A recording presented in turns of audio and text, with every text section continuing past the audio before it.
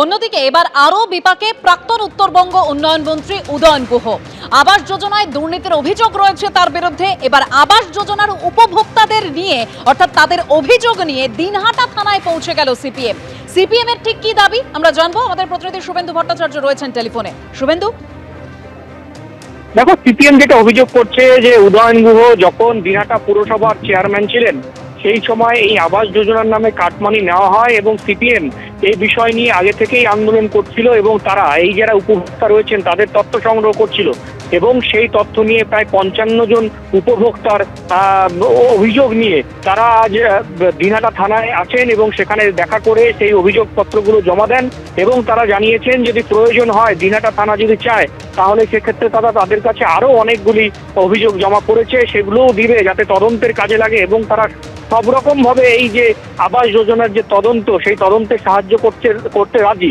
CPM এর পাশাপাশি আজকে দিনহাটার এক বাসিন্দা বিজয় সাহা তিনি কিন্তু পুলিশের কাছে অভিযোগ করেছেন একই অভিযোগ যে তার 2018 সালে তার কাছ থেকে 20,000 টাকা কাটমানি নিয়েছিলেন উদয়ন গুহ পৌরসভার ঘর পাইয়ে দেওয়ার নাম করে এবং যেটা তার অভিযোগ যে সেই সময় তিনি ভয়ে এই বিষয়ে মুখ খুলতে পারেননি এবং সেই টাকা তিনি ফেরত চাইছেন এবং উদয়ন গুহর বিরুদ্ধে রীতিমতো আজ দিনহাটা থানায় এসে তিনি অভিযোগ দায়ের করেছেন। সব মিলিয়ে এর আগেই উদয়ন গুহকে আবাস যোজনার কার্ড নেওয়ার অভিযোগকারীরা ঠিক কি অভিযোগ করছেন শোনাবো। ঘরের জন্য আমি আবেদন করি পৌরসভায়, ঠিক আছে, সেখানে 25,000 টাকা প্রথমে নেয়, তারপরে 20,000 টাকা রসিদ নেয়, ঠিক আছে। তা পরবর্তী আমি জানতে পারলাম যে 20,000 টাকা যেটা নিছে সেটা বেআইনিভাবে নিছে, ঠিক আছে। কে নিছিল, কিভাবে নিছিল? তখন চেয়ারম্যান, পৌরসভার চেয়ারম্যান উদয়ন গুহ ছিল, উনি নিছে, ওনার তত্ত্বাবধানেই হয়েছে, উনি আমাকে বলছে।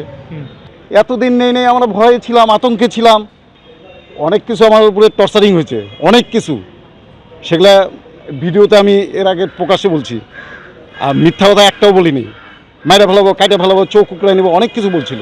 অভিযোগ মানে যে হাউস টু অল যে ইয়েটা ছিল সেখানে আমার মায়ের নামে একটা ঘর পায় এবং আমার শ্বশুরমশাইয়ের নামে একটা ঘর নেওয়া হয়। সেই সময় অন্যান্য পৌরসভা 25,000 করে টাকা নিলেও আমাদের দিনহাটা পৌরসভা 45,000 টাকা করে নিয়েছে। তা আমরা মানে আমি থানায় এসে আমি অভিযোগ জানিয়েছি যাতে আমি আমার 20,000 টাকা আমি ফেরত পাই, তার জন্য উপযুক্ত ব্যবস্থা গ্রহণ করবার জন্য আমি প্রশাসনের কাছে দ্বারস্থ হয়েছি। কোন সময় না সময় চেয়ারম্যান, যখন চেয়ারম্যান ছিলেন উদয়ন গুহ মহাশয় চেয়ারম্যান ছিলেন আর কি। এবিপি আনন্দ, এগিয়ে থাকে, এগিয়ে রাখে।